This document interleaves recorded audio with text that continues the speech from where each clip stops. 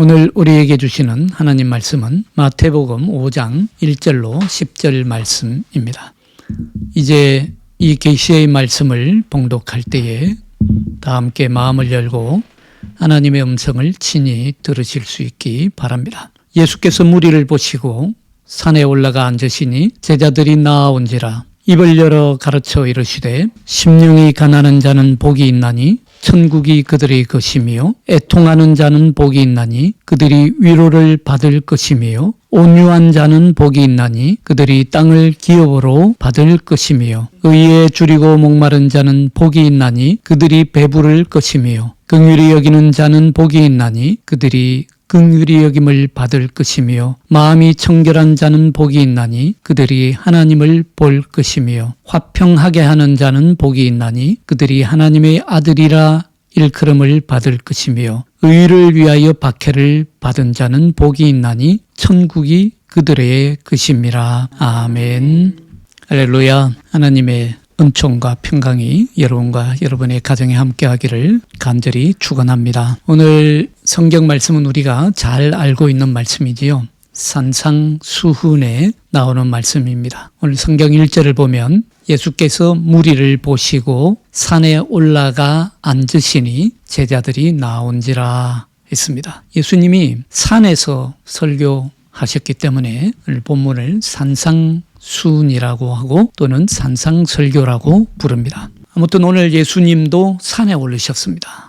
산에 오르셨는데 어쩌면 예수님은 산에 좀 영적 휴식을 취하고 또 명상을 하시고 하나님과 기도하시기 위해서 올라가셨는지도 모릅니다. 왜냐하면 예수님은 군중들이 너무 많이 몰려드니까 영적 휴식이 필요했고요. 그래서 산이나 사막에서 또는 배 위에 물 위에 배를 한 척 띄워놓고 홀로 계셨기 때문입니다. 그러나 오늘 산에 오르셨는데 어쨌든 또 제자들이 나오고 많은 사람들이 몰려들었습니다. 예수님은 제자들이 찾아오고 사람들이 오니까 또 입을 열어서 가르치셨다라고 말씀하고 있습니다. 오늘 성경에 입을 열어 가르치셨다라고 하는 말씀이 나오는데 이것은 성경에서 아주 전통적인 표현입니다. 하나님도 그 입을 열어서 말씀하시지요. 오늘 이 예수님께서 입을 열어서 말씀하시는 것은 제자들을 향한 말씀이자 또한 백성들을 향한 말씀이었습니다. 자, 이렇게 해서 오늘 마태복음은 신약 성경에서 가장 중요한 말씀 가운데 하나를 시작합니다. 신약 성경 가운데 가장 중요한 말씀 가운데 하나, 그건 곧 산상설교지요. 산상설교는 오늘날 우리 시대에도 정말 도전이 되는 말씀이고 우리 시대에도 가장 은혜스러운 말씀이고 우리 시대에도 여전히 축복의 말씀입니다. 산상설교가 얼마나 중요한가? 여러분들 구약에 보면 하나님은 모세에게 10계명을 주셨는데 하나님이 시내산에서 모세에게 10계명을 주신 그 사건과 비견되는 그 사건만큼 중요한 사건이 오늘 예수님께서 제자들에게 그리고 오늘 우리들에게 주시는 산상설교의 말씀입니다. 아니 어쩌면 모세가 시내산에서 하나님으로부터 받은 10계명보다도 더 귀하고 복된 말씀이 산상설교라고 할 수 있습니다. 예수님의 산상설교는 마태복음 5장에서 7장까지 나오죠. 근데 예수님이 산에 올라가셔서 산상설교를 시작하시면서 첫 시작의 말씀이 오늘 팔복의 말씀입니다. 팔복으로 예수님은 산상설교를 시작하십니다. 8가지 축복을 예수님이 선포하시고 선언하시죠. 8가지 복이 나오는데 8가지 복 중에 어느 복이 더 중요하고 어느 복이 더 가치가 있느냐 순서를 매기거나 등급을 매길 수가 없습니다. 모두가 하나같이 귀한 축복의 말씀이죠. 그래서 우리가 살아가면서 여러 가지 결핍을 느끼고 부족함을 느끼고 또 영적 결핍을 느끼고 우리 신앙인들도 살아가면서 영적 에너지가 딸릴 때가 있죠. 영적 에너지가 다 고갈되어서 정말 내 자신 안에 고갈을 느낄 때에 그럴 때에 팔복의 말씀을 어느 한 구절이 아니라 전체를 처음부터 천천히 새겨 들으면 그 자체로 우리에게 많은 격려가 되고 그 팔복의 말씀 자체가 우리에게 힘과 용기를 주시는 귀한 말씀으로 역사할 줄로 믿습니다. 성경에 복에 관한 말씀이 있는데 복에 관한 말씀, 복에 관한 약속의 말씀으로 구약에 시편 1편이 있다면 신약에는 바로 팔복이 있습니다. 오늘 그래서 예수님은 복이 있나니라는 말씀으로 시작합니다. 사실 우리 한글 성경에는 순서가 다르게 되어 있습니다만은 헬라 원전 성경에는 보면 복이 있나니라는 말씀이 먼저 나옵니다. 복이 있다라는 말씀이 무슨 말씀일까요? 복이 있다라는 말씀은 우리가 오늘 한글 성경에는 복이 있나니라고 되어 있는데 세계 각국에 있는 수많은 성경의 번역을 보면 아주 다양한 의미로 번역이 되어 있습니다. 복이 있다라는 뜻도 있지만 축복되다 라는 뜻도 있고 또 행복하다라는 뜻도 있습니다. 그리고 구원받았다라는 의미도 있고 은총을 입었다라는 뜻도 있습니다. 분명한 것은요, 오늘 예수님께서 말씀하시는 이 복이 있나니라고 하는 말씀은 우리가 인간적으로 그냥 기쁘다, 행복하다라고 하는 것보다 훨씬 더 풍부한 의미를 지니고 있습니다. 단순히 내 삶에 만족한다라고 하는 그 의미를 훨씬 넘어서고 있는 것을 볼 수 있습니다. 그래서 복이 있나니라고 말씀할 때에 우리 인간의 기쁨의 강조를 두기보다는 하나님의 축복임을 강조하고 있습니다. 아무런 조건 없이 우리의 행위로서가 아니라 내가 한 일 때문에 아니라 오직 은혜로 축복을 받은 것을 말합니다. 그래서 여기서 복 있는 사람들, 어떤 사람입니까? 복 있는 사람들에게 주는 축복의 약속에는 한 가지 결정적인 조건이 있습니다. 축복과 은총은 오직 이런 사람에게만 있다. 다른 사람들에게는 없다라는 거예요. 이런 사람들에게만 있다. 오늘 성경에서 8가지 축복을 말씀하시는데 여기에 8가지에 해당되는 사람들에게만 복이 있는 것입니다. 그래서 어떻게 들으면 이 8가지 요구를 우리가 마치 충족시켜야 복이 있는 것처럼 들릴 수도 있는데 그렇게 들으면 오해입니다. 복이 있나니 라고 하는 이 말에 해당되는 히브리어 단어는 축복을 받았다라는 뜻입니다. 아쉬르의 축복을 받았다. 그러니까 복이 있나니라고 하는 말은 인간적인 의미에서 행운이다, 운이 좋았다, 소위 말로 세상적인 말로 재수가 좋다 그런 뜻이 아니라 정확하게 하나님의 축복을 받았다라는 뜻입니다. 여러분들 가운데서도 들어보셨겠지만은 헬라어, 그리스어를 사용하는 세계에서는 이 복이 있나니 마카리오스라고 하는데 이 복이 있나니라고 하는 말은 헬라 그리스 철학에서는 어떤 의미를 지니냐면 인간의 고통과 인간의 고난을 훨씬 초월해 있는 어떤 신적인 그런 행복한 상태를 말합니다. 신적인 행복. 철학적으로 말하자면 그것은 내면의 행복을 의미합니다. 그래서 그리스 철학에서는요, 쾌락주의가 발전합니다. 쾌락주의 여러분 들어보셨습니까? 쾌락주의의 최대 가치는 뭐냐면 인간이 행복을 누리는 것입니다. 행복이 인생의 최대 가치입니다. 그런데 이 고대 그리스인들에게 행복이 뭐냐? 행복이라고 하는 것은 내가 즉각적으로 재물을 얻거나 내 존재의 가치가, 내 명예가 즉각적으로 올라가거나 아니면 어떤 여건과 환경이 즉시로 좋아지는 것을 말합니다. 이때는 물론 이제 가족 또는 자녀 축복,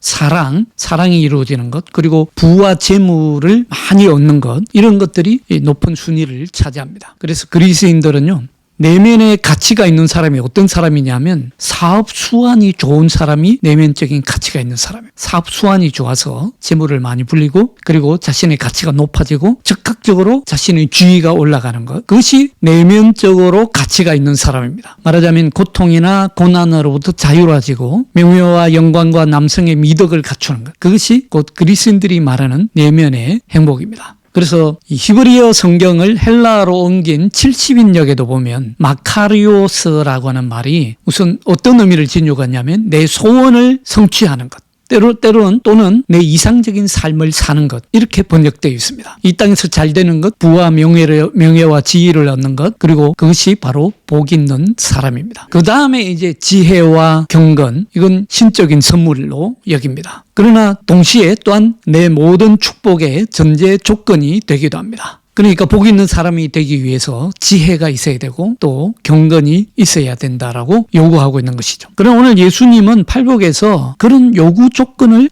아무것도 말씀하지 않습니다. 오늘 예수님께서 마치 조건처럼 말씀하시는 것, 심령이 가난한 자는 복이 있나니 할 때 심령이 그러면 가난해야 복이 있느냐, 심령이 가난한 것이 복 있는 사람의 조건이냐, 절대로 그렇지가 않습니다. 오늘 성경 말씀을 그렇게 읽는다면 예수님 말씀을 전혀 제대로 이해하지 못한 것입니다. 복 받으려면 이런저런 요구 조건을 충족시켜야 된다. 그건 율법적 사고예요. 예수님은 그런 율법적 사고를 우리에게 가르쳐주지 않습니다. 복 있는 사람이 되려면 이런저런 요구를 충족시켜야 된다라고 하는 것이 아니라 예수님은 오히려 거꾸로 말씀하십니다. 정말로 믿음의 모험을 시작하는 사람들에게는 불가능한 것이 없다라는 것을 말씀해 주고 있습니다. 예수님이 팔복에서 뭘 말씀하시려고 하는지를 깨달은 사람, 그런 사람은요, 우선은 나 자신이 변합니다. 그래서 세상이 다르게 보입니다. 내가 변하기 때문에 세상이 달라 보입니다. 오늘 이 팔복의 말씀은 마치 환상적인 교향곡의 전주곡과 같은 것입니다. 여러분, 우리가 정말 아름다운 교향곡을 들으면 마음이 어떻습니까? 마치 버림받은 것 같은 이 세상에서 고향을 다시 느끼고 고향을 다시 찾고 싶다는 그런 마음이 들지 않습니까? 정말 이제는 순수한 마음으로 돌아가서 순수하게 정결하게 인생을 살고 싶다는 그런 마음도 들지 않습니까? 그리고 우리가 언제나 그렇게 내가 살고 싶었지만 그렇게 살지 못했던 나의 모습을 돌이켜보면서 이제는 정말 내가 마땅히 살아야 되는 모습으로 살아야 되겠다. 그런 생각도 들지 않습니까? 바로 그런 교향곡과 같은 말씀이 팔복의 말씀입니다. 그리스 철학의 행복론과는 다릅니다. 모든 세속적인 재물과 가치가 우선순위에 있는 것이 아니고요. 하나님 나라에 대한 열망과 하나님 나라와 그의 의에 대한 소망이 가장 우선순위에 서게 됩니다. 여러분, 보통 오케스트라 교향곡은 4악장으로 구성되어 있지만 오늘 우리 팔복은 8악장으로 구성되어 있죠. 그중에 첫 악장이 무엇입니까? 첫 악장이 가장 중요하고 가장 시급한 것이기 때문에 가장 먼저 말씀하지 않았나 싶습니다. 왜냐하면 이 첫 악장의 말씀이 우리를 시급하게 이 세상으로부터 구별하고 또 우리를 불러내기 때문입니다. 우리는 얼마나 이 요란하고 가식적인 세상 속에 살고 있습니까? 얼마나 요란하고 가식적인 가면을 쓴 채 우리가 영적인 분별력을 잃어버리고 또 우리에게 주신 하나님의 삶의 의미를 빼앗긴 채 살아가고 있습니까? 이 세상이 온통 소음으로 가득 차 있기 때문에 하나님이 우리에게 주신 우리 본인의 모습을 우리는 얼마나 많이 잃어버리고 살고 있습니까? 오늘날 이 세상에서요, 여러분들 당장의 교회 밖을 나가서 아니면 여러분들이 살아가는 직장이나 사회생활 속에서 영성, 신앙, 묵상, 하나님의 말씀, 본질 이런 말씀 한번 꺼내보십시오. 다 듣기 싫다고 그럽니다. 무슨 소리 하냐고 이해를 못하겠다고 합니다. 정말 이 시대에는요, 콘크리트 벽 속에 갇혀 있어서 영성을 잃어버린 시대입니다. 영성을 잃어버린 만큼 인간은 인간성을 상실하고 인간성을 잃어버리고 삽니다. 그래서 이 1악장의 1번의 말씀은요, 우리를 그런 세상으로부터 황급히 불러냅니다. 나오라고 합니다. 심령이 가난한 자가 되라고 말씀합니다. 정말 세상의 명예와 근세와 세상의 권력과 이 세상의 물질의 시선을 빼앗기고 살지 말고 너희의 영혼을 빼앗기지 말고 다 비우라고 말합니다. 비워내야 된다. 너희 영혼이 가난해야 된다. 마음이 가난해야 된다라고 첫 음성부터 말씀합니다. 그래서 이 첫 악장부터가 우리를 귀를 쫑긋 세우게 만듭니다. 아주 귀를 기울여서 쫑긋 듣게 만듭니다. 아니, 이게 무슨 말씀이지? 너무도 낯선 말씀이. 왜냐하면 내용적으로 볼 때도 우리를 전면적으로 바꿔놓기 때문입니다. 우리는 뭔가를 자꾸 채우려고 하잖아요. 자꾸 더 가지려고 하잖아요. 뭔가 더 남보다 더 많이 가지지 않으면 뭔가 결핍감을 느끼잖아요. 그런데 오늘 첫 예수님의 말씀은 심령이 가난한 자는 복이 있나니 천국이 그들이 것입니다. 심령이 가난하다는 말이 무슨 뜻입니까?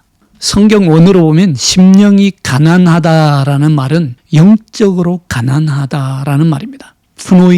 프노이마라는 것은 성령을 얘기할 때 쓰는 그 거룩한 영을 얘기합니다.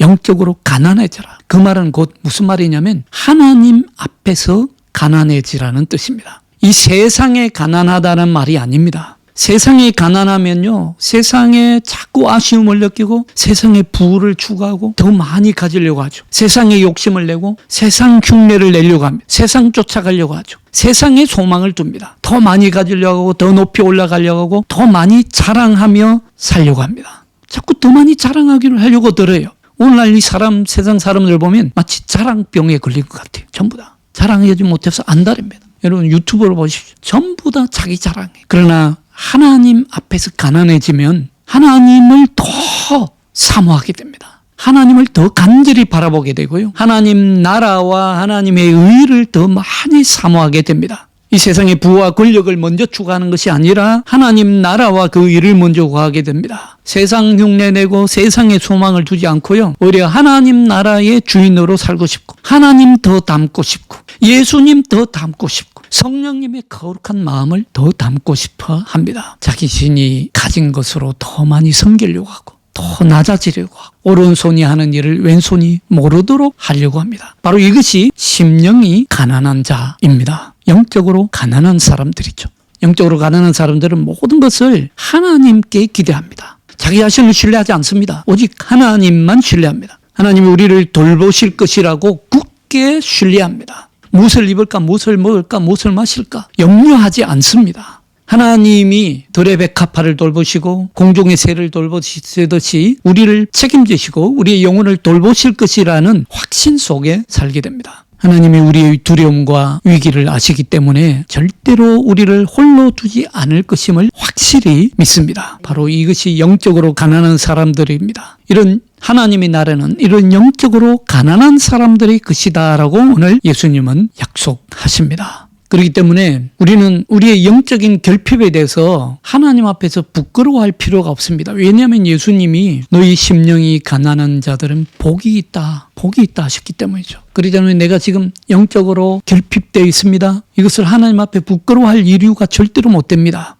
오히려 예수님은 하나님의 나라가 그런 자들의 것이다 라고 말씀합니다. 그리고 심령이 가난한 사람들은 그에 따른 열매를 반드시 거두게 되어 있습니다. 시편 1편 1절로 3절을 우리 한번 찾아서 같이 읽겠습니다. 시편 1편 1절로 3절 시작. 복 있는 사람은 악인들의 꾀를 따르지 아니하며 죄인들이 길에 서지 아니하며 오만한 자들의 자리에 앉지 아니하고 오직 여호와의 율법을 즐거워하며 그의 율법을 주야로 묵상하는 자로다. 그는 시냇가에 심은 나무가 철을 따라 열매를 맺으며 그 잎사귀가 마르지 아니함 같으니 그가 하는 모든 일이 다 형통하리로다. 아멘. 바로 이 축복, 구약의 축복의 말씀, 이 시편 1편에 나오는 축복은 예수님이 약속하신 것과 똑같은 축복입니다. 차이점이 있다면 팔복선언은 천국이 저들의 것이라 하는 것을 이미 우리에게 선물로 주고 있다는 것입니다. 그렇기 때문에 우리는 안심하고 우리의 내면의 가난함을 받아들이고 인정해도 됩니다. 무슨 세상에 되지도 않은 조언이나 우리를 혼미하게 만드는 교만한 자들의 연설을 그런 데에 혹해서 쫓아갈 것이 아니라 하나님 앞에서 우리 자신의 길을 바로 걸어가면 됩니다. 예, 오늘 팔복의 말씀은 첫 번째 말씀과 마지막 말씀에 대해서 주어지는 축복이 똑같습니다. 3절 한번 같이 읽습니다. 심령이 가난한 자는 복이 있나니 천국이 그들의 것임이요. 자, 마지막 10절입니다. 시작. 의를 위하여 박해를 받은 자는 복이 있나니 천국이 그들의 것임이라. 약속이 뭡니까? 심령이 가난한 자들에게 주는 축복도 하나님의 나라. 그리고 의를 위하여 핍박을 받는 자들에게 주는 축복의 약속도 하나님의 나라입니다. 사실 이 하나님의 나라에 대한 축복이 첫 번째 축복이고 그리고 마지막 축복으로 문을 열고 문을 닫습니다. 문을 여는 것도 팔복의 문을 여는 것도 하나님의 나라에 대한 축복의 약속이고 팔복의 문을 닫는 것도 하나님 나라에 대한 축복의 약속입니다. 그러니까 뭘 말하냐면 하나님의 나라 안에 다 들어있다는 것입니다. 우리가 받는 축복은 하나님의 나라 안에 들어있습니다. 그 안에 있는 애통하는 자에게 주어지는 축복, 위로, 온유한 자에게 주는 축복, 땅을 기업으로 받는 것, 의에 주리고 목마른 자, 배부르게 되는 것, 긍휼히 여기는 자, 긍휼히 여김을 받는 것, 마음이 청결한 자, 하나님을 보게 되는 것, 화평하게 하는 자, 하나님의 아들이라 일컬음을 받는 것. 이 모든 것이 사실은 하나님 나라에서 우리가 받게 되는 축복입니다. 근데 예수님은 하나님의 나라가 어디 있다고 했습니까? 하나님의 나라가 여기 있다 저기 있다 할 것이 아니라 바로 너희 안에 있느니라. 천국은 침노하는 자의 것이니라 말씀하고 있습니다. 팔복은 천국이 저들의 것임이라.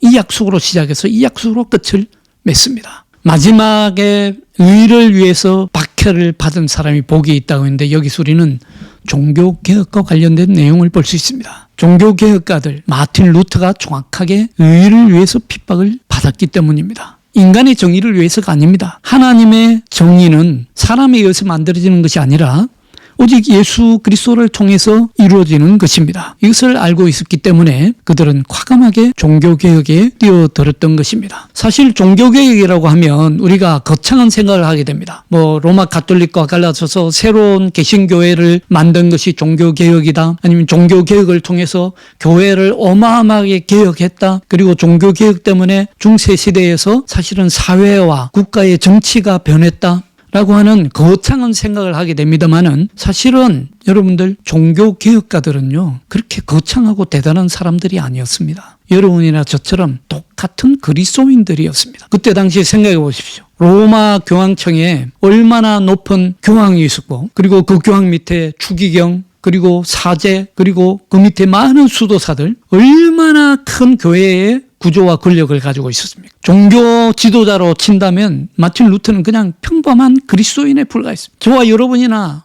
별다름 없는 평범한 그리스도인들이었습니다. 그런데 이 종교 개혁가들은 뭘 원했습니까? 교회를 개혁하겠다고 해서 종교 개혁을 시작한 것이 아닙니다. 종교 개혁가들 마틴 루터를 유시해서 저빙글리 그리고 칼빈, 마틴 부처 이런 모든 종교 개혁가들이 한마디로 이구동성으로 외쳤던 것은요 다름이 아니라 오직 은혜, 오직 말씀, 오직 믿음 이거였습니다. 그러니까 종교개혁은 무슨 새로운 세상을 만들어보자 우리 힘으로 새로운 교회를 세워보자 하는 운동이 아니었어요. 종교개혁은 무엇이었습니까? 근본으로 돌아가자. 처음으로 돌아가자. 하나님의 말씀으로 돌아가자. 이 순수한 열정이 만들어낸 어마어마한 하나님의 역사였습니다. 오늘날 한국 교회를 보면서요 교회가 개혁돼야 된다. 교회가 바뀌어야 된다. 교회를 무슨 정치적으로 구조적으로 새롭게 바꿔야 된다. 말들을 많이 합니다마는 교회는 그렇게 해서 개혁되는 것이 아닙니다. 우리 그리스도인 한 사람 한 사람이 정말 하나님의 말씀으로 돌아갈 때에 오직 말씀, 더 이상 세상 권위나 교회의 권위가 아니라 오직 하나님의 말씀으로 우리의 모든 교회의 근원이 되는 하나님의 말씀으로 돌아갈 때에 교회가 개혁될 줄로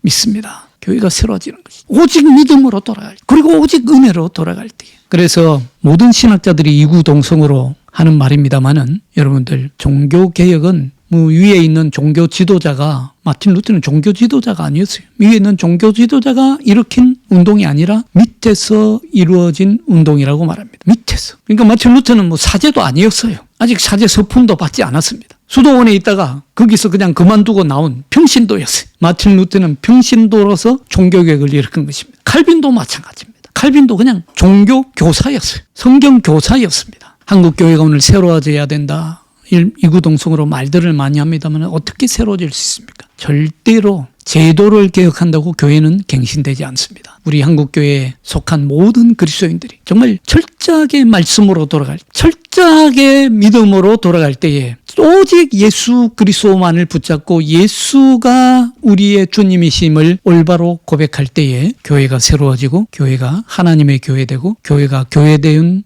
교회가 될 줄로 믿습니다.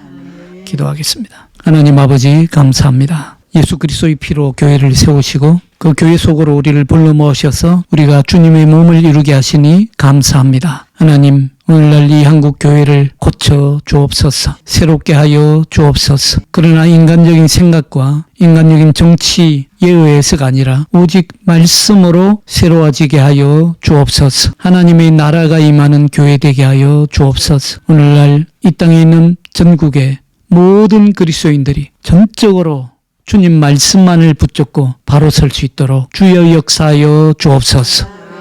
주 예수 그리스도의 이름으로 간절히 기도하옵나이다. 아멘.